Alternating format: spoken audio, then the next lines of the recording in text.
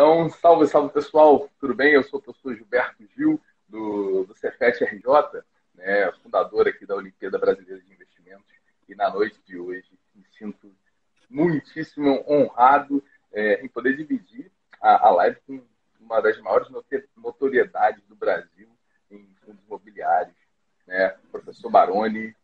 Muitíssimo obrigado pelo seu tempo e por todo o apoio que você vem dando à Obinvest. Obrigado a você, e eu tenho certeza que projetos como esse são perenes, né? A gente precisa de muita coisa como essa no Brasil e você está fazendo o seu trabalho nisso daí. Poxa, muito obrigado. Conte com a gente sempre que precisar. Poxa, obrigado, professor. Eu sou professor de matemática e de um tempo para cá, né, estudioso de finanças também. Né? Como matemático, há muitos anos eu vinha trabalhando com Olimpíadas, né, Olimpíadas de Matemática, trazendo os conhecimentos de finanças para dentro das salas de aula, principalmente para o ensino médio. E aí eu percebi que existia assim, muito interesse. E aí resolvi procurar uma Olimpíada para essa molecada fazer, não achei, e aí tive a sacada de criar a Olimpíada de Investimentos. Principalmente para levar os conhecimentos de investimentos para todos os alunos aí do ensino médio. Show de bola. Então, vamos lá. E então, vamos falar sobre FIIs, professor, fundos imobiliários. Né? E os brasileiros, assim, eles têm muito costume de pensar em investir em imóveis. Né? É praticamente cultural. E vi um post seu hoje que dizia que FIIs é a fusão do mercado imobiliário com o mercado de capitais. E eu te pergunto agora, o que é um fundo imobiliário? Fala para essa molecada e quais são as vantagens de investir nesses ativos? Então, eu acho que o fundo imobiliário é uma forma que você, brasileiro, tem de acessar o mercado imobiliário através de um modelo, né, que é regulamentado, é um modelo que a gente tem de 20 anos, né? Na verdade, mais de 25 anos, mais precisamente, mais de 25 anos. Oi, tá me ouvindo? Aí. Tá me ouvindo? Você me ouve? Opa, agora tá sim. Me ouvindo? Deu um probleminha aqui no meu áudio, professor. Agora tá tudo certo. Beleza. Então, assim, a indústria de fundos imobiliários já existe há mais de 25 anos, né? Então, a gente não é nenhum aventureiro aí que está começando a achar que isso vai dar certo. Na verdade, já deu certo. O que nós estamos fazendo aqui agora é aprimorando, né? E o que é o fundo imobiliário? Nada mais é do que um condomínio de investidores que investe em determinados tipos de ativos e setores, né? Então, vamos imaginar aqui, hipoteticamente, que nem eu, nem você seríamos capazes de comprar um prédio comercial, né, como teve uma transação aí no final da semana, de 1,25 bilhões, né, 1,25 bilhão de reais. Mas nada impede de você ter um fundo imobiliário que compre essas propriedades indiretamente, né? Então, você é cotista desse fundo.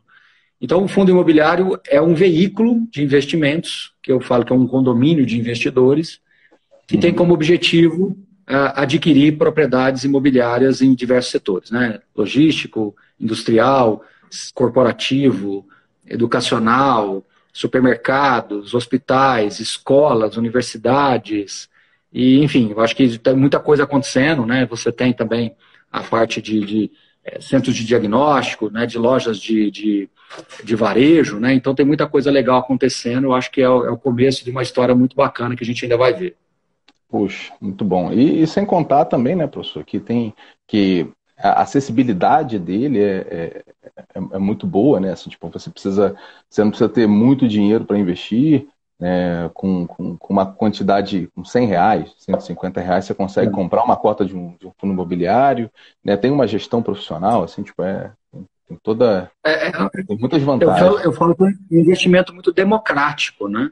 Então, assim, pressupõe-se historicamente que para você ser dono de imóveis, você é uma pessoa bem de vida, né? Então, uma pessoa que pressupõe a ter 10, 15, 20 apartamentos, várias lojas, né? É o rico da cidade, né? Só quem é do interior sabe o que eu estou falando, é o rico da cidade. Mas quando você tem isso via fundo imobiliário, é muito mais democrático. Então, e aí entra com essa identidade da pessoa mais jovem começando a formar patrimônio. Então ela começa até quando eu vou autografar o meu livro, a dedicatória eu coloco, né, um tijolo de cada vez, né, é a mensagem que eu gosto de dar no livro, que é mais ou menos isso mesmo, você vai formando um tijolinho ali de cada vez, e quando você menos percebe, você constituiu um portfólio imobiliário que te permite gerar renda passiva suficiente, ou para cobrir todas as suas despesas, ou para ser um complemento de renda no futuro. Então aqui, eu não incentivo ninguém, não encorajo ninguém a sair parando de trabalhar para investir, ou querer ser um profissional de mercado, não, eu acho que isso tudo pode acontecer na sua vida, mas naturalmente.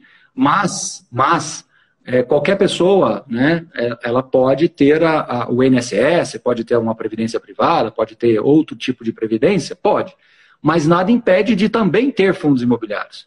E eu arrisco aqui dizer que os fundos imobiliários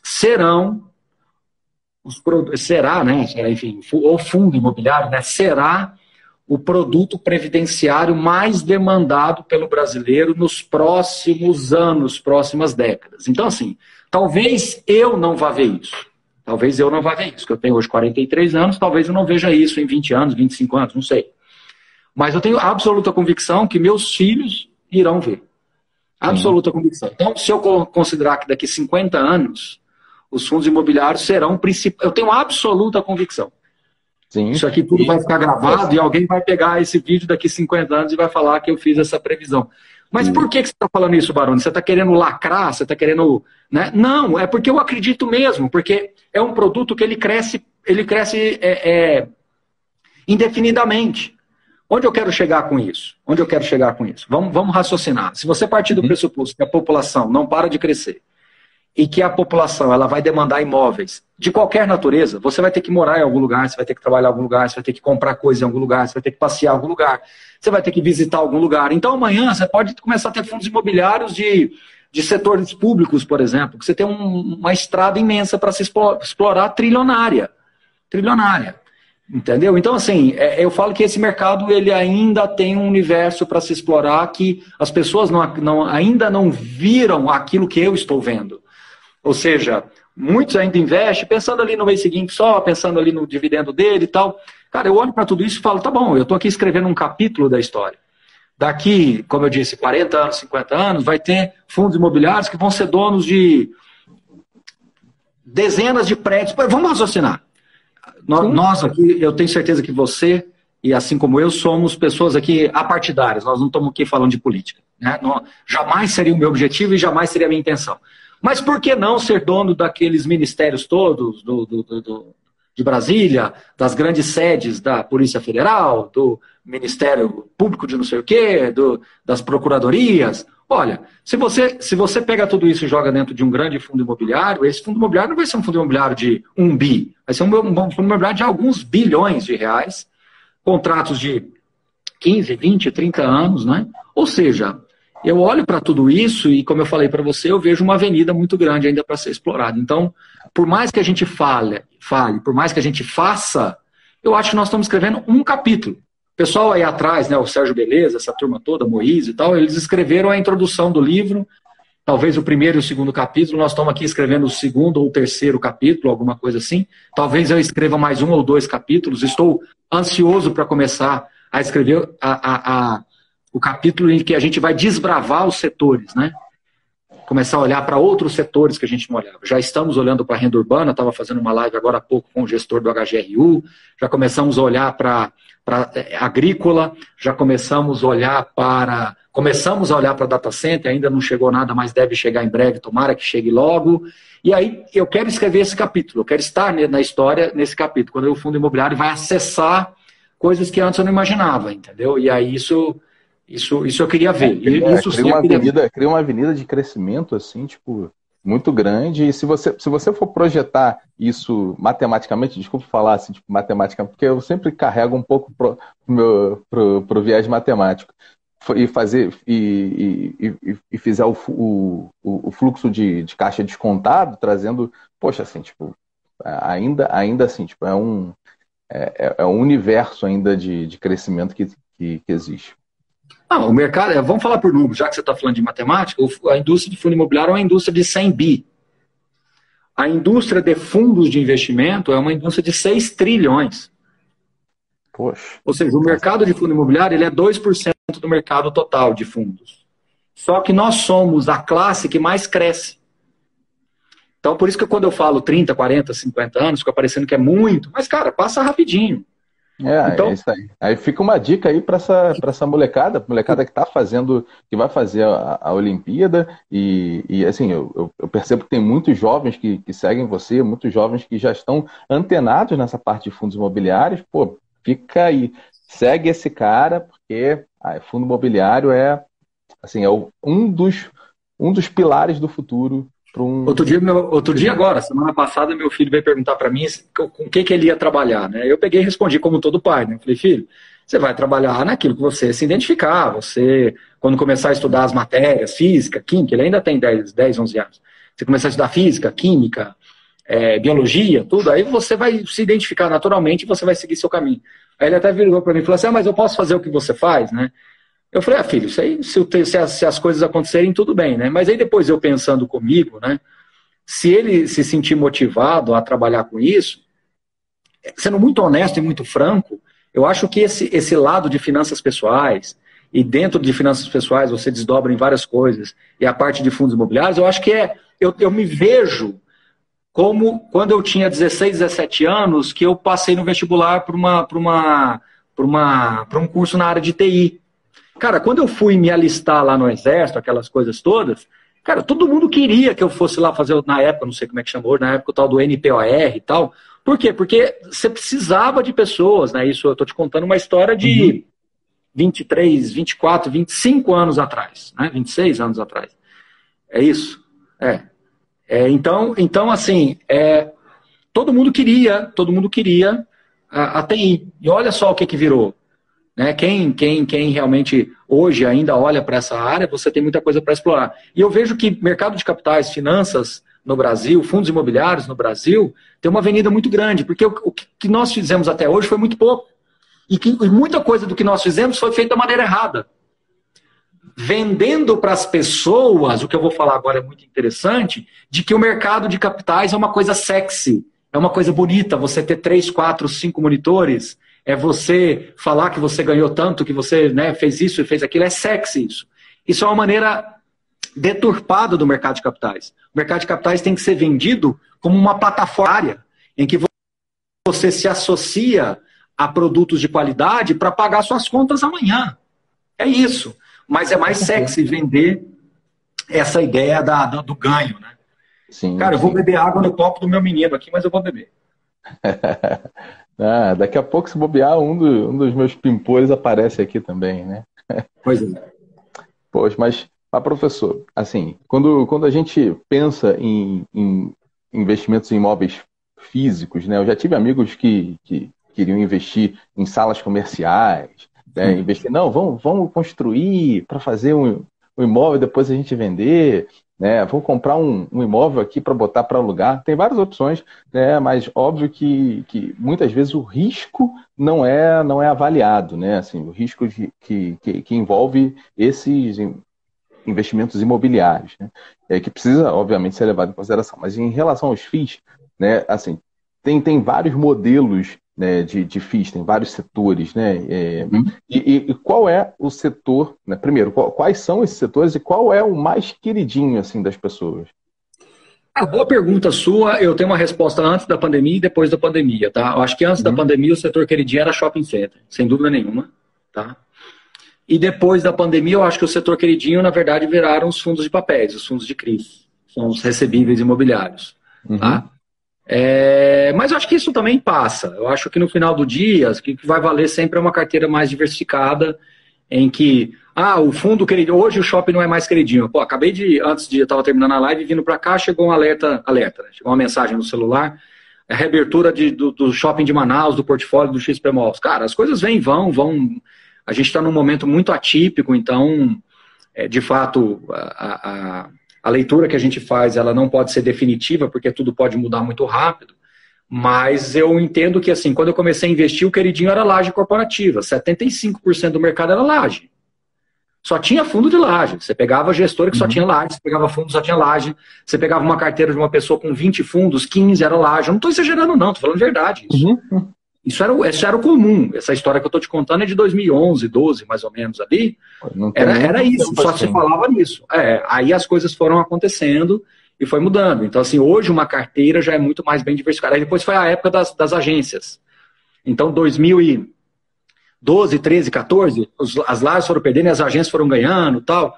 Aí depois veio 2016, os fundos de fundos e os fundos de CRI começaram a ganhar. Então agora a gente já está falando mais de renda urbana, desse negócio de supermercado, etc. Então, assim, eu entendo os fundos mais híbridos, né? Então eu entendo que isso não me preocupa, né? Não existe o setor. Eu acho que você tem que pensar na carteira. E aí aquela coisa que eu sempre falo, né? Se você é uma pessoa que tem aí entre 10% e 20% do seu patrimônio em fundos imobiliários, né, do seu patrimônio total em fundos imobiliários, você ter aí até uns 10 fundos está ótimo. Você pega 2 aí de cada setor, de cada tipo, e está resolvido. 1, 2 de cada tipo está resolvido, né? Quando você começa a ter ali entre 20% e 25%, até perto de 50% do seu patrimônio em fundos imobiliários, aí eu já gosto de uma carteira mais perto de 15%, porque você já consegue ter uma versatilidade melhor nas escolhas ali, você já consegue trabalhar com mais gestores, você já consegue dissipar outros tipos de riscos. Agora, quando você tem, como é o caso igual o meu, né, que já é 100% do patrimônio em fundo imobiliário, aí já tem que pensar numa carteira mais entre 15 e 20. Mas também, por outro lado, há quem se sinta confortável em ter 30. Já Sim. Conversei, tenho amigos que têm 30, 35, já vi casos com quase 40, entendeu? Um caso, 2, assim, muito excepcionais, com 50. Eu falo que quando você chega nesse estágio de diversificação, você que é matemático, você perde o efeito prático da diversificação, mas você mantém os gatilhos mentais do conforto. Tá tudo certo, a vida não é só matemática. Sim. A vida é matemática e travesseiro. Então você tem que fazer algo que te deixe confortável matematicamente, que deixe um resultado matematicamente aceitável, mas que te deixe confortável para dormir. Então, eu acho que tudo isso, no final das contas, psicologia e matemática andam de mãos dadas, né? Sim. Então nem tudo é só matemática, nem tudo é só racional. A vida não é feita só por pessoas racionais, né? Nem tudo é racionalidade. Com certeza. Mas a gente estava falando da matemática e, assim, até 25 ativos, né, assim, bem diversificados, né, você tem ali, muito acima disso, você não tem uma redução muito significativa do risco específico, né? Porque tem o risco sistêmico, né, que é aquele que é o não diversificável, né? E assim, tipo, como matemático, né, assim, eu acho belíssima aquela demonstração que, mesmo você diversificando ao máximo, o risco tende para uma assíntota de uma curva, né? Tem uma curva assim, ele tende para uma assíntota, né, que é o limite do risco diversificável. É lindo. Mas, assim, professor, a gente está falando de risco, e uma metrificação de risco, né, de volatilidade, assim, tipo, é o desvio padrão, né, que mede ali o quanto de variabilidade tem, né, do ativo em relação à média, né? E assim, se a gente for falar do risco do mercado de fundos imobiliários comparado com o Ibovespa, esse risco, especificamente o desvio padrão, é muito menos arriscado, apesar de ser um ativo de renda variável, né? Assim, tipo, e quais são, assim, tipo, os outros riscos que tem? Você tocou num ponto importantíssimo. Esse risco é o que eu menos olho. Eu olho muito mais o risco da gestão, eu olho muito mais o risco do portfólio, do preço que está sendo negociado esse ativo, do valor por metro quadrado, né, do valor do aluguel. Eu olho o risco da diversificação interna, ou seja, o quanto aquele fundo está exposto a determinados ativos, a determinados locatários. Eu olho o risco de indicadores, de indexadores, o risco de contrato. Eu olho muito mais isso. Agora, quando alguém me pergunta, eu respondo isso que você falou. Então, assim, Baroni, por que fundo imobiliário é menos arriscado do que ações? É porque você está olhando o parâmetro da volatilidade, você está olhando o desvio padrão, você está indo para o lado econométrico. Ponto.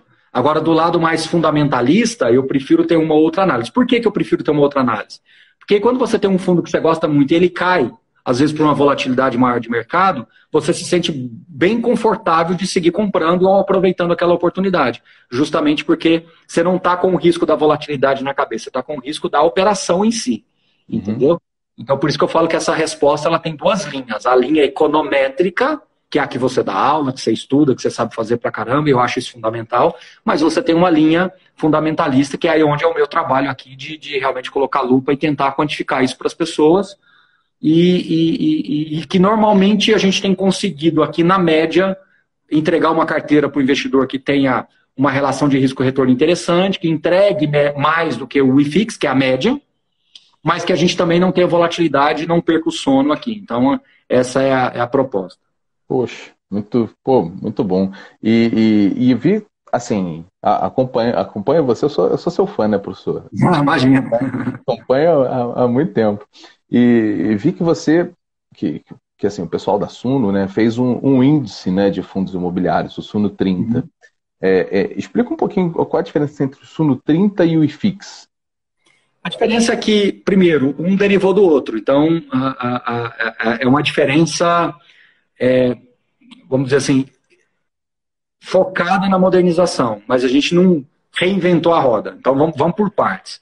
Primeira coisa, o Suno 30 ele deriva do IFIX. Então, o primeiro critério é que para estar no Suno 30 ele tem que vir do IFIX. Esse é o primeiro ponto. Ah, sim. Tá? Segundo ponto, a gente não quis colocar os fundos de fundos. Por quê? Por dois motivos. Primeiro, para deixar claro, antes de qualquer coisa, que a gente não colocou, muita gente ficou falando assim, não colocou porque eles não gostam, tal. Não, não tem nada a ver com isso. É porque a gente entende que o Suno 30, se ele tivesse FOF, ele poderia ter dois problemas. Primeiro, uma sobreposição absurda, tá? Você ia ter muito fundo que estaria um dentro do outro. E o segundo ponto é porque nós entendemos que o FOF, ele é como se fosse um multimercado imobiliário. Certo? Qual é o sentido de um fundo como aquele lá do nosso glorioso lá do Alaska Black, lá, o Breda, ou o cara lá do Verde, o Stuber, que são caras geniais. Qual que é o intuito de um fundo dele estar dentro do Ibovespa? Nenhum. O fundo deles, pelo contrário, tem que bater o Ibovespa. Então, a gente entende que o FOF ele foi feito para bater o IFIX, tá certo? Para justificar você ter uma gestão ativa, tá certo? Sim. E não justificaria nós termos dentro do nosso índice esse fundo também. Não faria sentido. Então, por isso que foi a exclusão, o segundo motivo da exclusão. Outro ponto, a gente não quis dar privilégio para fundos que acabaram de chegar, né? Aquele famoso já chegou e já senta na janelinha. Então, ele tem que ter pago dividendos em 12 meses, né? Para não correr o risco de pegar um IPO, assim, muito badalado e tal. Outro ponto, são os 30 maiores fundos. Então, isso você já sobe uma régua de liquidez, de proposta de crescimento já bem evidenciada. Né? Outro ponto, nós temos o peso, que eu acho que esse foi a grande sacada, que é ter pesos iguais. Por quê? Porque existe uma certa injustiça, por exemplo, no IBOV ou no IFIX. Você pega meia dúzia de empresas ou meia dúzia de fundos que representa 30%, 40% do índice. E no nosso caso, não. Todos os fundos têm pesos iguais. E aí, foi o que é mais... Quando acontece uma queda grande como teve hoje, né? Hoje e na sexta-feira da Petrobras, a Petrobras sozinha é mais de 10%. Arrasta o índice. Arrasta o índice para baixo. Arrasta o índice, exatamente. E no nosso caso, a gente não vai ter esse risco, vamos falar assim. E outro ponto, tá? Porque no fundo imobiliário você tem os distribuidores mais fortes. Então, vou dar um exemplo bem clássico aqui. Você pega fundos do Quineia, os caras conseguem captar 500 milhões, 600 milhões em 2 dias. Eu não estou exagerando, não. Esse é o número. Caramba. Só que você pega outros gestores que tem que fazer uma emissão de 500 milhões, eles demoram mais tempo. Por quê? Porque não tem o Itaú por detrás, pô. Então, não tenho assim, nenhuma dúvida de que se a gente coloca todo mundo com peso igual, a gente democratiza entre a própria indústria. Então, foi uma jogada, na minha visão, de mestre. E aí você, depois, pode até provar isso matematicamente. Agora, proposta para você. Dever de casa, estou anotando. Dever de casa, de provar matematicamente que a diversificação ingênua, que é essa equal rate, ela tende a funcionar melhor na grande maioria do tempo. É claro que se eu pudesse escolher os melhores e montar uma carteira sempre com os melhores, eu teria um resultado melhor do que você. Claro. Uhum. Mas, na maior parte do tempo, se você mantém a carteira mais equilibrada, no longuíssimo prazo, a que a gente chama de diversificação ingênua, ela tende a funcionar melhor para a grande maioria das pessoas, na grande maioria do tempo. Você entendeu? Uau, entendi. Proposta para você. Tese de mestrado, doutorado, PhD, seja lá o que for, fica essa proposta para você brincar aí, que eu tenho certeza que você vai desmistificar muita coisa. Às vezes as pessoas, elas julgam esse equal rate como se fosse uma desinteligência, uma falta de capacidade de você montar algo mais sofisticado. Mas eu enxergo ao contrário, é uma simplicidade efetivamente funcional. Fica essa sugestão para você. Maravilha, obrigado, professor. Eu vou estudar com bastante carinho aí e ver se eu consigo demonstrar isso. Vai conseguir. Olhando para o crédito privado agora, assim, tipo, entra um personagem importante, né? Aí entra a securitizadora. E muita gente não faz ideia do que é uma securitizadora e mesmo assim falar, não, vou investir num CRI, vou investir num CRA, né, um FII de papel. Né? Explica um pouquinho o que é a securitizadora. A securitizadora é quem estrutura o crédito. Então vamos lá, imagina que você tem um shopping center e você queira expandir esse shopping center, certo? Uhum. Só que você vai precisar de 50 milhões de reais para fazer isso. Você pode até ter esse dinheiro de alguns outros negócios, você pode conseguir um bom crédito no banco para pegar esse dinheiro e fazer, enfim, você tem alternativas. Porém, tem uma solução aí que tem sido muito usada pelos profissionais e eu acho que também vai ganhar muito espaço, tá? Que é o seguinte, você pega 200, 300 contratos de locação, você é dono de um shopping, tá certo? Então você tem contrato lá com a Renner, com a C&A, com a Cacau Show, com a Copenhague, você tem um monte de coisa lá, Boticário, não é isso? Você pega esses contratos que tem uma duração X e tem uma perpetuidade Y, não importa, agora não vamos entrar nesse detalhe, e você então estrutura uma operação em que você vai entregar o fluxo desse resultado futuro, mas vai receber um valor presente descontado. Então eu viabilizo esses 50 milhões para você. Só que agora o Boticário, quando pagar o aluguel, não vai mais para a conta sua, da sua pessoa jurídica, vai para a conta do CRI. E quem faz tudo isso? A securitizadora. Quem mantém essas contas, quem estrutura tudo isso, quem tem os relatórios de tudo isso através da servicer, né? Que toda securitizadora precisa de uma servicer, que é como se fosse uma empresa, um call center que fica ali resolvendo as coisas, ligando, cobrando e ao mesmo tempo pegando as informações e jogando isso dentro de planilhas e dentro do sistema. Então, é um player importante na securitização, no processo todo, porque a securitização precisa desse player regulamentado na CVM para que ele possa, então, se certificar de que tudo isso é legítimo e que não tem nenhum processo de fraude no meio do caminho. Entendeu? Então, tem uma pergunta aqui legal no chat, professor, perguntando se tem alguma relação entre a securitizadora e a crise de 2008.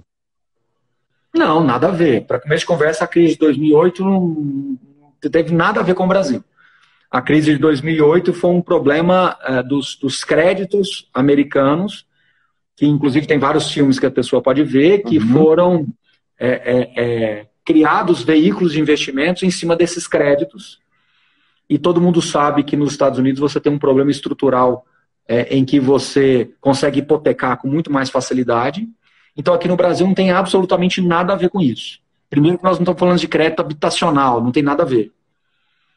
Absolutamente nada a ver. Nós estamos falando de crédito muito mais corporativo do que habitacional. E os créditos pulverizados que nós temos nos CRIs por exemplo, o cara comprou um loteamento.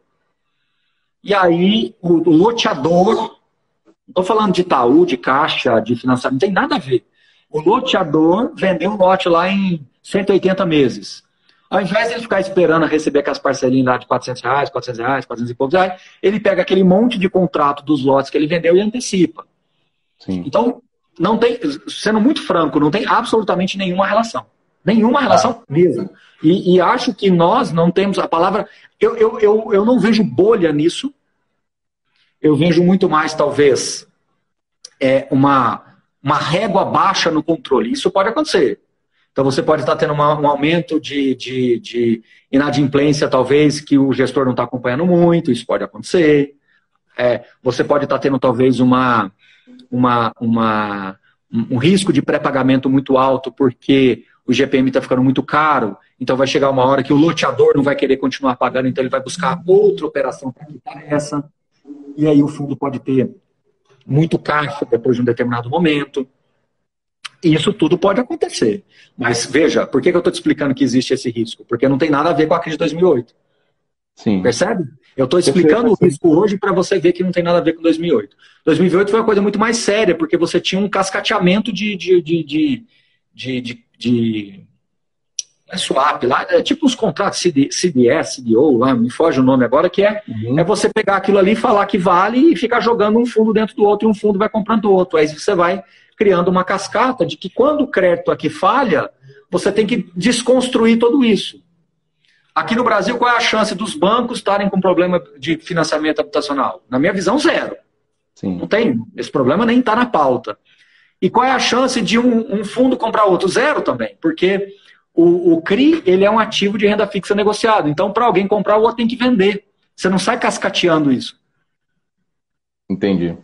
É limitado, não é infinito. Nos Estados Unidos, como era tudo alavancado, é infinito. Percebeu a grande diferença? Ah, não, mas o Iridium comprou a cota do outro fundo. Tá, mas ele comprou à vista.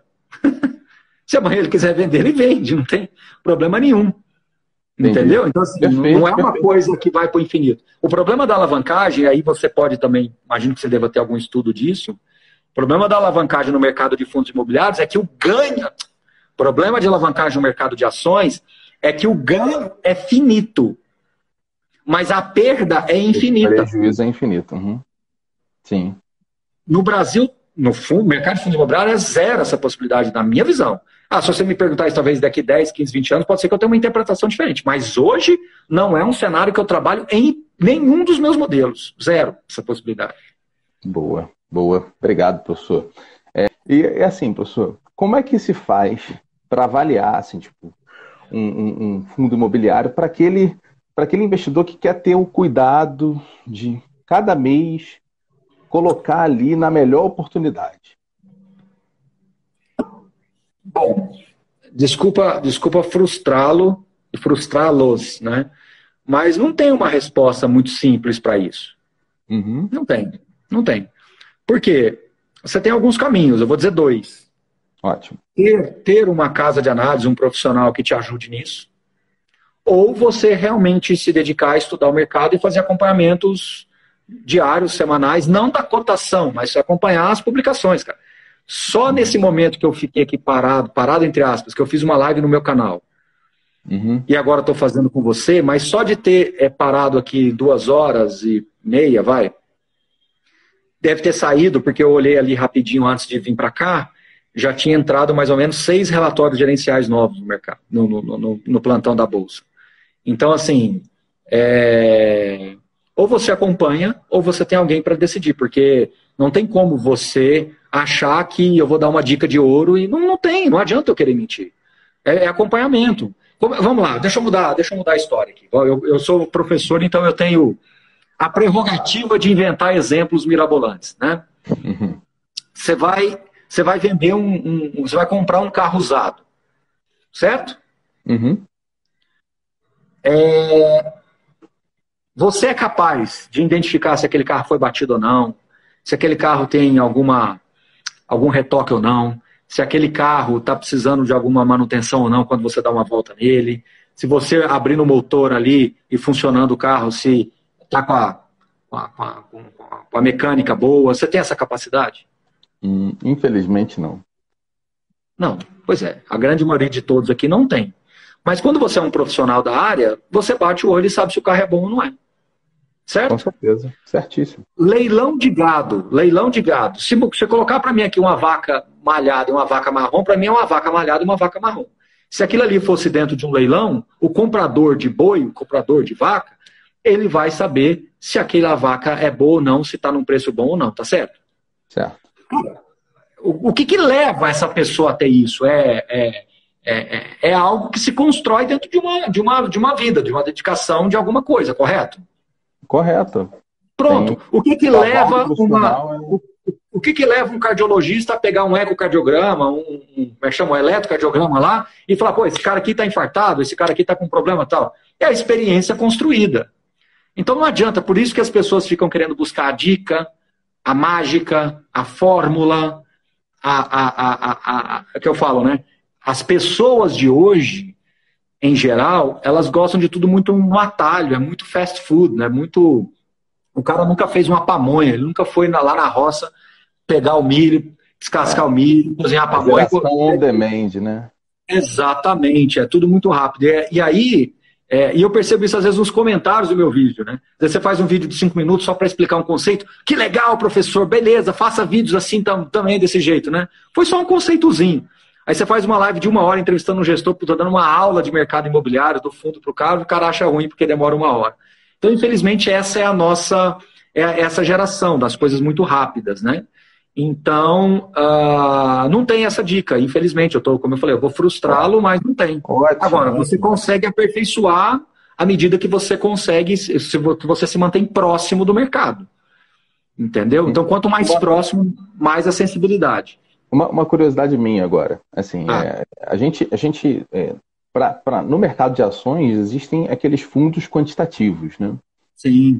Tem alguma coisa análoga a fundos quantitativos em fundos imobiliários, assim como estratégia mais quantitativa, assim, ou não? Por enquanto não, mas acho que é uma questão de tempo para ter e tomara que tenha. Legal. Uhum. E eu acompanhando sempre seus vídeos, né? Inclusive eu vejo os vídeos de 1 hora, tá? Só uma coisa, tá? Acompanhar fundo imobiliário não é acompanhar a cotação de bolsa, tá? Pelo amor de Deus. Uhum. Quando eu falo acompanhar, o pessoal fala, mas eu tenho que ficar com o home broker ligado. Não, acompanhar é ler relatório, é ligar para o gestor, é ver as lives, é isso. Show. E assim, você sempre comenta dos cenários, né? Você projeta os cenários, você já tem essa experiência profissional de olhar o que está acontecendo e fazer algumas projeções. Se acontecer X, isso aqui essa é a melhor estratégia e tudo mais. Uhum. E assim, eu já li alguns prospectos, né, de FIIs, e tem lá, em vários deles, vem as projeções de cenários, onde eles não falam só do dividend yield, eles projetam também a TIR, a taxa interna de retorno, né?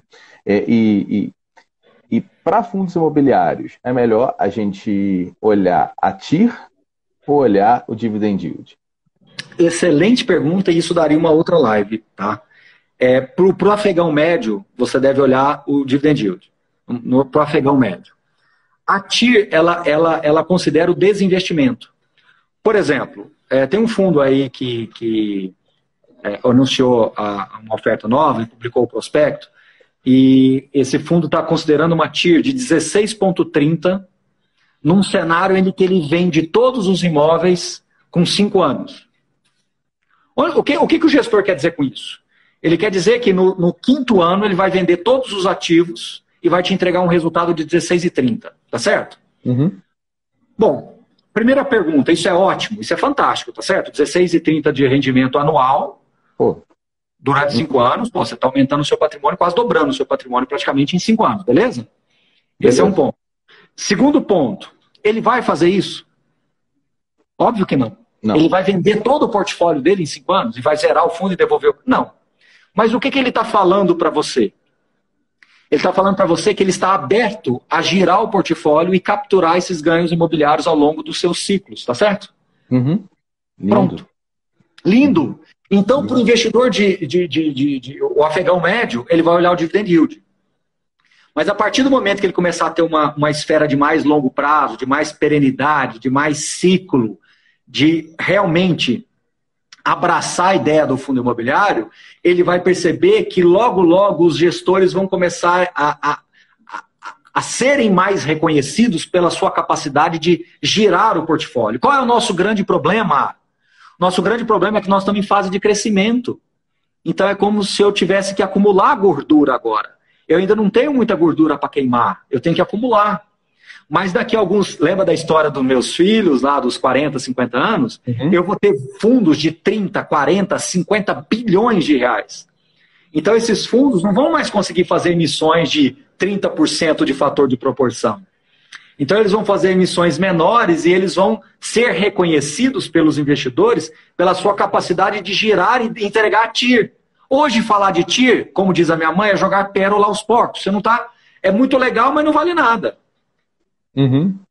Concorda comigo? Sim.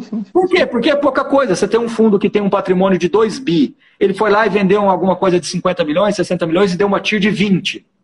Quanto isso efetivamente entrou no bolso do cotista? Uma quirelazinha, porque ele está fazendo novas emissões, etc.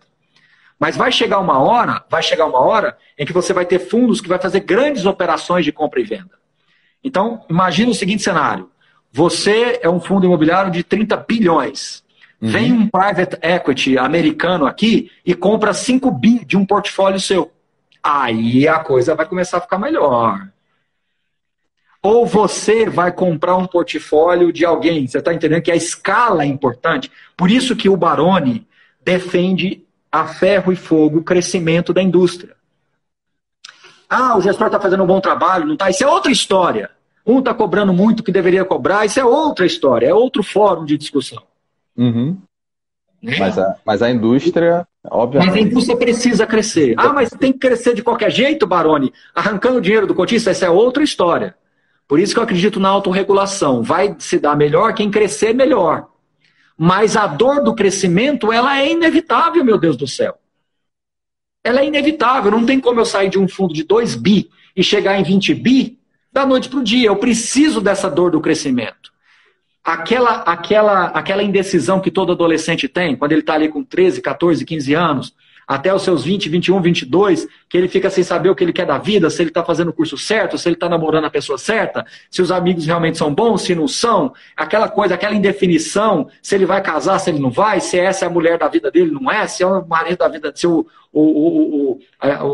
a pessoa que realmente ela quer para a vida, é a dor do crescimento. Aí chega uma hora que você atinge a maturidade. E aí as coisas ficam mais claras. Você já sabe que você realmente quer o primeiro, que você quer realmente o segundo filho, que você quer morar naquele lugar, que você quer exercer essa profissão. Mas você tem que passar por essas indefinições. Então o mercado de fundos imobiliários está exatamente nesse momento. É onde você tem uma crise existencial. Pô, será que esse gestor é honesto ou ele está querendo arrancar meu dinheiro? Será que eu devo realmente investir em fundo imobiliário ou essa coisa é bobagem, não dá dinheiro, nada? Será que realmente isso aqui é bom para a Previdência no longo prazo ou isso aqui não vale nada? É normal você ter essas dúvidas, entendeu? Mas como é que você resolve tudo isso? Estudando, entendendo, diversificando, enfim, calibrando uma coisa aqui, outra ali e usando o próprio mercado a seu favor. Eu sou um incentivador ali, né? A gente escreve sempre nos relatórios, faz uma arbitragem, vende um direito de preferência que você não vai exercer, ou seja, como a dor do crescimento é inevitável, aproveite-se disso. Não é verdade? Aproveite-se disso, né? Gere algum alfa para você a partir daí, porque você pelo menos mitiga a dor do crescimento. Faz sentido, todo sentido. Perfeito. Não é? E a gente falando agora de cenários, né? Muito se fala desse cenário político conturbado que a gente está vivendo aqui de uma talvez provável aumento na taxa de juros brasileira. Como um aumento na taxa de juros pode afetar os FIIs? Tá. Só para concluir o raciocínio, o TIR, que é a taxa interna de retorno, ela considera entrada de capital, fluxo e lá na frente uma saída. Então é como se o gestor fosse obrigado a vender o ativo para ele entregar aquela TIR. Só que ele não vai fazer isso necessariamente. Só ele vai vender aqueles que ele realmente enxerga como uma oportunidade de venda clara. Só para deixar claro. Okay. Juros, vamos lá, vamos voltar em 2015, 2016, né? Você tinha Selic a 14,25, você tinha os títulos públicos indexados à inflação pagando em torno de IPCA mais 6,5, e você tinha uma inflação de 10,90 e tanto, 11. E os fundos imobiliários pagavam entre 8% e 10%. Alguns chegavam a 11%, 12%, chegavam. Mas na média, 9%, alguma coisa assim. E aí eu te pergunto, quem precifica fundo imobiliário, Selic ou título público indexado à inflação?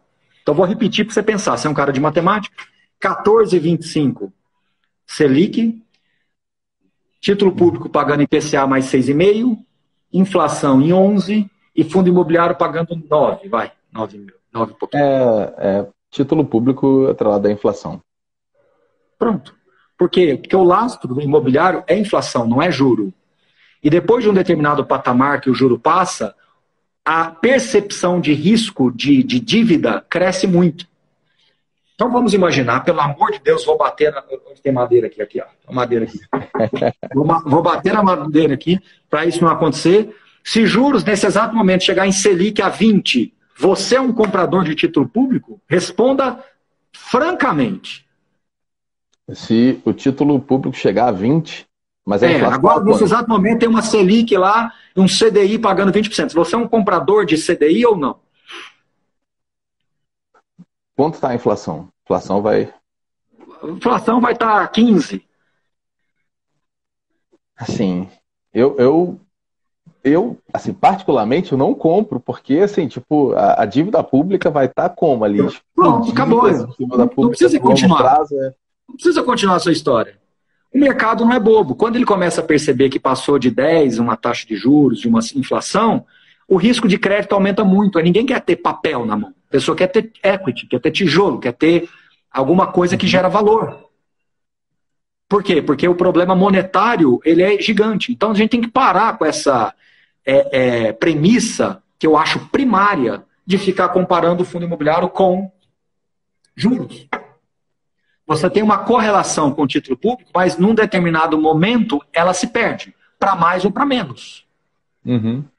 E entendi. E historicamente, os FIIs, como eles estão atrelados a essa parte do título público ligado ao IPCA, né, paga IPCA mais alguma coisa. Então, ali numa precificação de FII, assim, seria quanto a mais, porque é mais arriscado, né? Quanto a mais do que essas NTNBs aí mais longas? Na média, entre 2% e 3% a mais. Então, se você tem um IPCA mais 4%, você vai ter fundo imobiliário pagando entre 6% e 7% de yield. Uhum. Esse é o cenário básico. É o que a gente tem hoje. Então, Baroni, com que cenário que você trabalha? Eu trabalho com juros subindo até 4,5%, 5%, e as NTNB se mexendo muito pouco. Uhum. Entendi. Qual é o cenário que eu não gostaria, poderia bater de novo ali na madeira? É de nós começarmos a entrar no segundo semestre com um cenário de vacinação ainda muito ruim, com curva de contágio ainda crescendo, com curva de mortes ainda alta, com o risco fiscal aumentando ainda. Aí nós estamos falando de juros continuando para 8, 9, 10, inflação indo para 8, 9 e a NTNB indo para 6,5, 7. Aí aperta o cinto porque fundo imobiliário cai 30% fácil. Fácil. Agora, se isso não acontecer e a gente tiver vacinação tendo efeito, as pessoas voltando a circular com menos perigo, com menos medo, a sinalização de reformas mostrando que o risco fiscal foi diluído, que a gente não vai ter esse problema de teto, aí eu acho que o fundo imobiliário tem um potencial de alta, ele já andou um pouquinho, mas eu diria que ainda mais um pouco. Então, como eu gosto de falar aqui internamente, né? Se a gente fechar o olho e acordar em 31/12 de 2021, 31/12 de 2021, e você falar para mim que fundos imobiliários subiram aí 5, 10, até uns 15%, nesse cenário básico que eu te falei, eu não me sentiria surpreendido. Entendeu? Entendi. 5 seria uma visão mais pessimistinha, 10 uma coisa que eu trabalharia, e 15 mais otimistazinho, entendeu? Entendi. Não estou aqui lacrando, você já me conhece há mais tempo, não estou aqui querendo bola de cristal, lacração e tal. Eu estou aqui trabalhando com um cenário base. Né? Baroni, tem que estar preparado para esse outro que você falou? Bom, tem, né? Mas aí entra o problema, né? Brasil é complicado, né? Porque, como eu falei, se você começa a chegar num nível de risco muito alto como esses, é melhor ter tijolo. Se agarra num tijolo com risco de crédito baixo e vai ser feliz. Ah, Baroni, mas aí o fundo de CRI também vai aumentar muito o risco? Já aumentou, né? As pessoas não viram. Mas o GPM a 30, o risco do fundo de crédito já aumentou, né? Claro. O GPM explodiu esse ano. Você é o loteador lá. A grande vantagem é que você aceita muito desaforo. A sua margem de lucro é alta. Essa é a nossa sorte. Uhum. Os fundos de PCA eu não estou tão preocupado, mas os fundos de GPM, a sorte é que quem originou esse crédito aceita muito desaforo. A margem dele é muito alta. Pô, muito bom. Poxa, meu amigo, uma aula aqui. A gente já está... Pois é isso que eu te falar. Eu vou realmente precisar sair aqui agora. Tá ótimo.